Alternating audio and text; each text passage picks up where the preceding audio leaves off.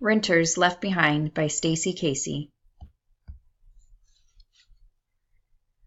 Through our long overuse of fossil fuels, we have caused pollution to our planet and worry that we are causing disastrous climate change through global warming that can impact all life on Earth as we know it.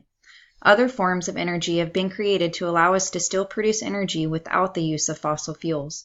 One form of no-carbon energy that has been created is solar energy. Solar energy is a great source of energy because it is fossil fuel free and because it is produced by the sun, which makes it a renewable source of energy with an endless supply. Through the work of scientists, solar energy can even be produced residentially with solar panels. Unfortunately, the equipment needed to produce this residential solar power can be expensive for an individual to buy. Luckily, the government wants us to lower our carbon emissions and has noticed the high cost homeowners face in obtaining these panels. To help lower the financial blow homeowners face, governments offer incentives to both make going solar more affordable and to also help encourage us to purchase solar power. These incentives offered by the government are tax breaks that can be used to help offset the cost of buying residential solar.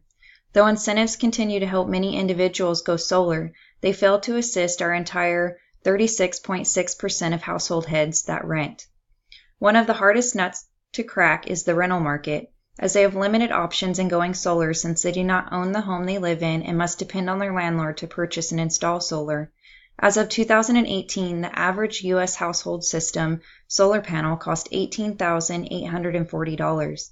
This average purchase price is after subtracting the federal solar tax credit. For homeowners' personal use, this may seem feasible, but for the renter that does not own the property or the landlord that does not benefit from the cost, this may be an obstacle in purchasing residential solar power. This makes it hard for renters, which also makes it hard for our country to lower our carbon emissions. In this presentation, I will include the problems our government funding and alternative solar options have in reaching renters, and solutions I propose to enable more renters to be able to achieve solar. When it comes to the government, this barrier between renters and solar has been noticed, and some additional incentives have been created to help aid in the possibility for renters to go solar.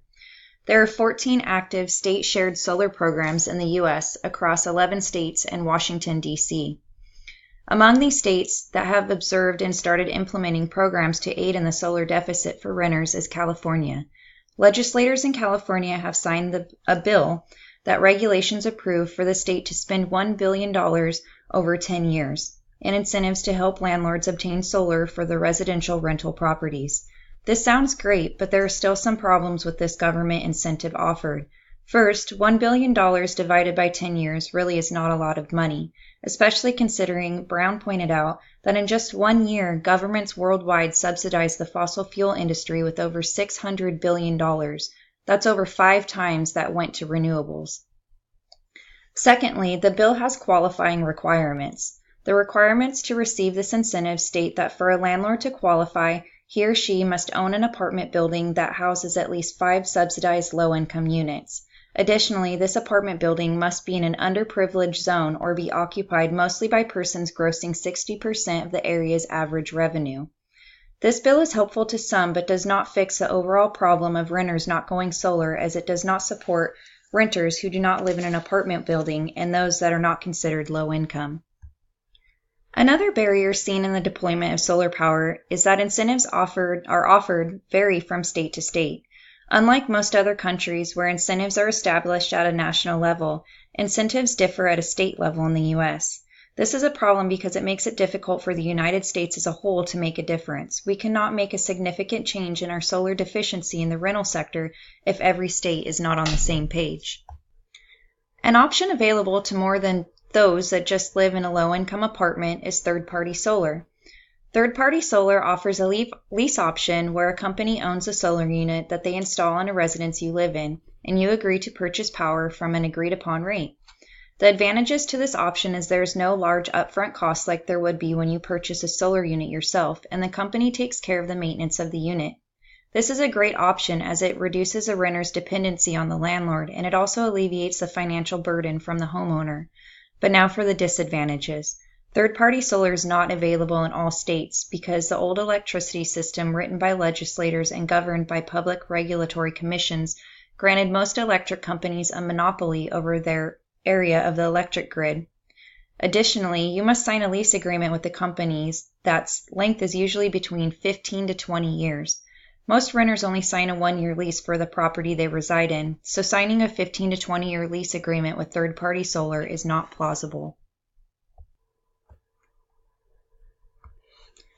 Though these problems seem significant, I propose a possible solution with many aspects that need to be addressed and changed. The first thing that needs to be reformed are incentives and how they are offered.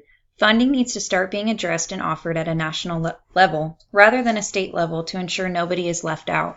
Additionally, special funding needs to be made specifically to homeowners purchase and install solar units on their rental properties. This special funding can be created by reducing the amount of money that is currently being handed out to help fund fossil fuel industries, and instead use it to fund renewable energy programs such as this one that I am proposing. Furthermore, this special funding needs to be made available to all landlords, not just those that own an apartment building with low-income tenants. Another part of the solution that needs to be addressed is the use of the alternative solar option, third-party solar. Third-party solar is a great option for going solar without large upfront fees, but unfortunately, as discussed in the problem section, this alternative solution is not allowed in all states because laws long ago were made to allow a monopoly in the utility companies. Things have changed since then, and adjustments need to be made in the laws that allow third-party solar admittance into all states. Moreover, third-party solar also needs to make adjustments to their contract terms. Third-party solar needs to make their alternative option more feasible to renters to make lease agreements specifically designed for tenants. Third-party solar can achieve this feasibility for renters by offering a 1-year lease agreement to residents rather than 15 to 20-year options that they currently have.